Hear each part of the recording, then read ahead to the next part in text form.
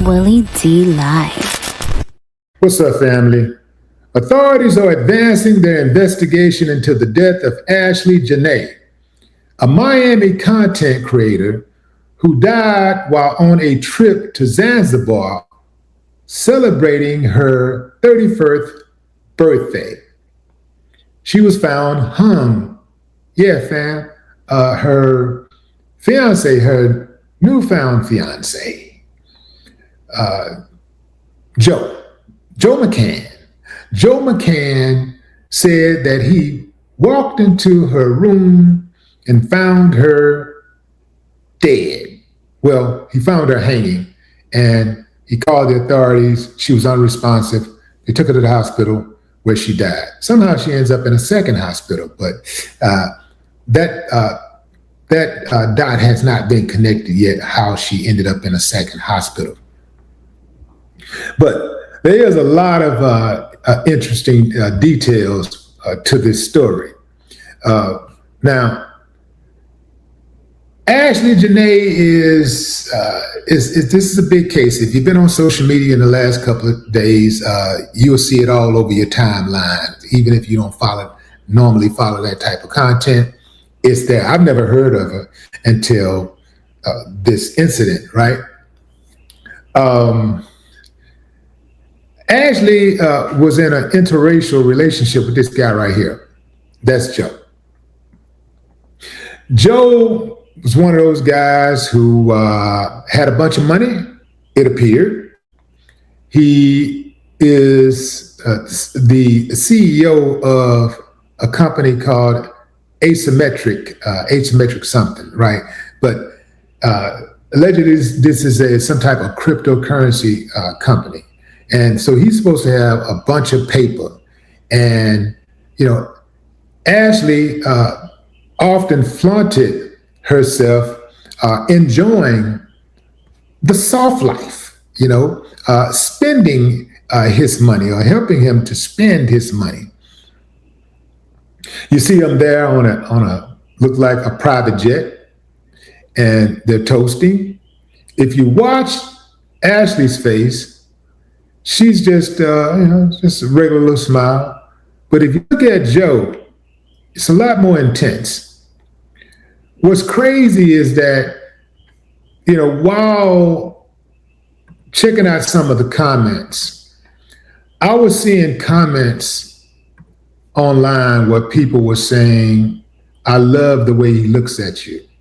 If I had came across this photo before all of this happened, I would have told her, be careful. But actually, I wouldn't have told her anything because she don't like black men. She bashes black men, what she used to bash black men all day, every day, right?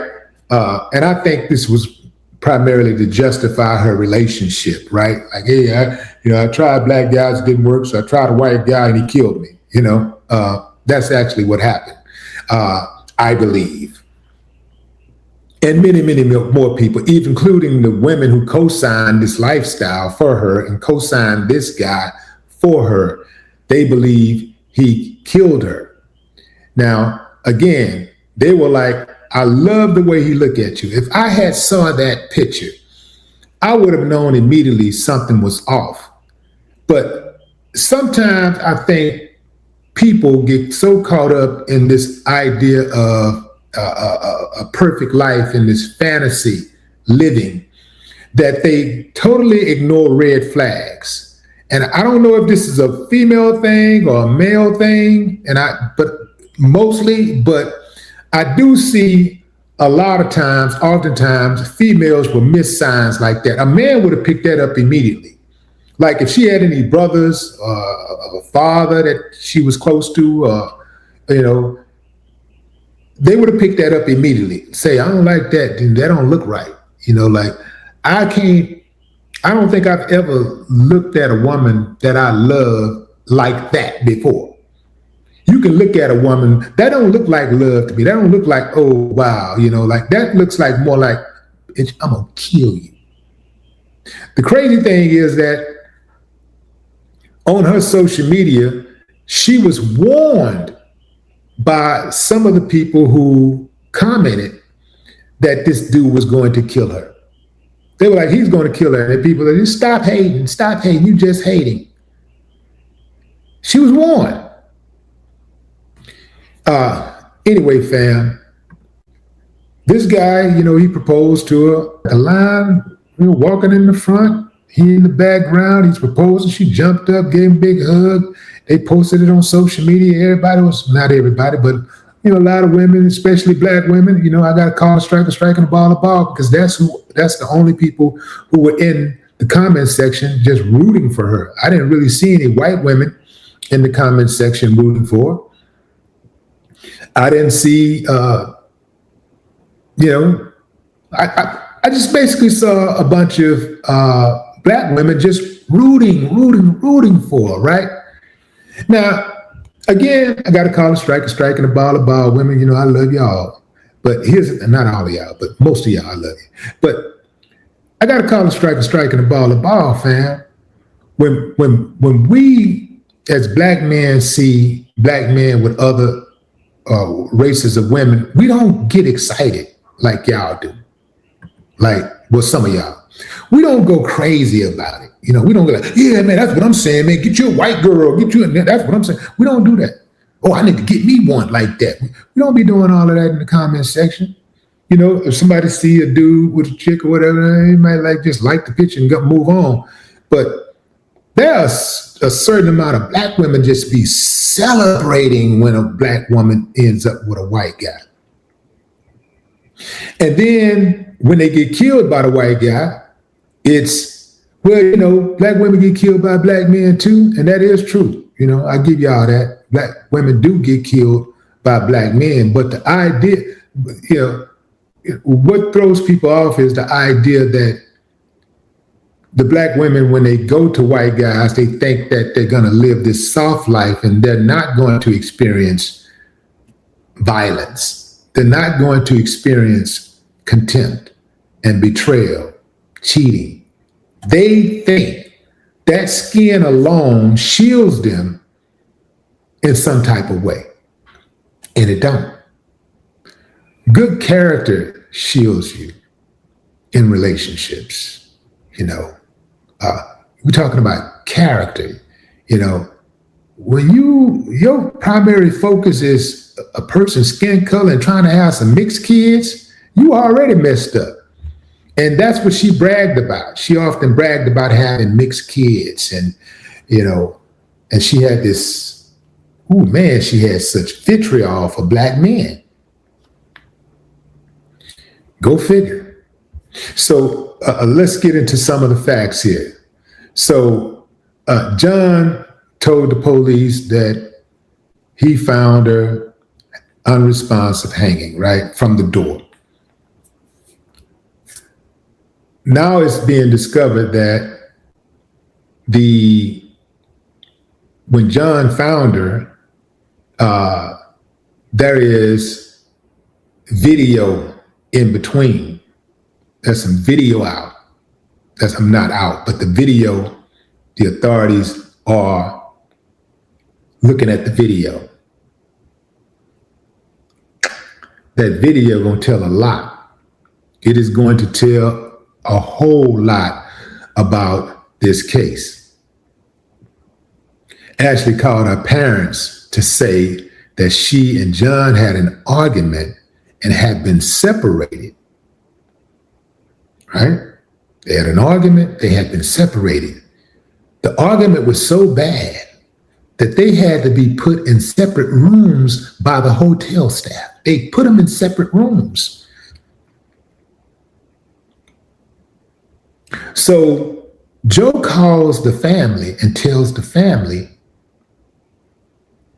after Ashley is hospitalized that she's dead. But he only tells her she's dead 11 hours after she was reported dead. He initially called to just say she was in the hospital and she'd be okay. The family said he downplayed it, like it's not like it was not too big of a deal. Then she died. They didn't hear from him until 11 hours after she was reported dead. In many of the comment sections, I've seen a lot of vitriol coming from brothers aimed at Ashlee Janae. There's a lot of sisters who are defending her. They're like, hey, she was still one of us. She didn't deserve that. She didn't deserve to die, and, all of that, right? The vitriol coming from the brothers is not so much so that she was dating a white guy.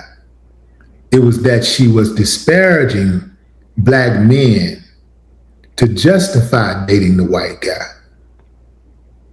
And this is why a lot of black men are responding the way that they're responding.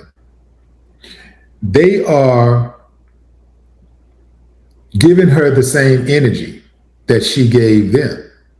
Ashlee Janae did not value black men. So why should black men be obligated to value her? See, I think that us as a people, we have this forgiving spirit, and it doesn't matter what people do to us, how people hurt us. We just got this thing where we just got to forgive no matter what. We got to let people in, and we got to let it go no matter what. And that has hurt us over time. We even have family members who have done extreme damage. I had an uncle who pretty much ran through the family, violating the girls in the family, violating the little girls in the family. I had no idea.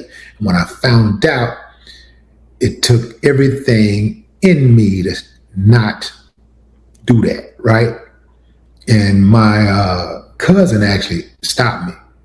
My cousin stopped me, but I was going to get him. Yeah. So my family moved this guy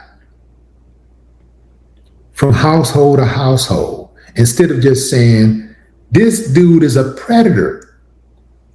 It doesn't matter that he's my brother. It doesn't matter that he's my son or this, but he got to go because we got to save everybody else. We can't put everybody else in danger for this one individual. He needs some help. Maybe we'll put him in a home or something. But we need to get his ass away from us. We need to get him away from these babies to protect these babies. We got to. So it doesn't matter the love that we have for him. The love we have for the tribe, the village, outweighs the love for any single individual. You understand? This dude ruined a dozen lives at least. Ruined those women. Ruined those girls, little girls who became women. You know what that does to a little girl when she grows up? First of all, she grows up not trusting. Oftentimes, she grows up promiscuous. When she has issues in her relationship, sometimes she can't even recognize that it is because of something that happened to her decades ago. That affects everybody. That affects her relationship with her children, any new man in her life. It affects her relationship with her father, her mother, her platonic friendships. So, my point is, when somebody is a danger to our community, we got to distance ourselves. When somebody is disparaging our men or disparaging our women, we got to distance ourselves. It don't matter who they are. If you're not helping, you're hurting. This guy who I believe killed Ashlee, her savior, her soft life white king, is now being questioned. He is the number one suspect in her death. Y'all let that sink in. No more talk.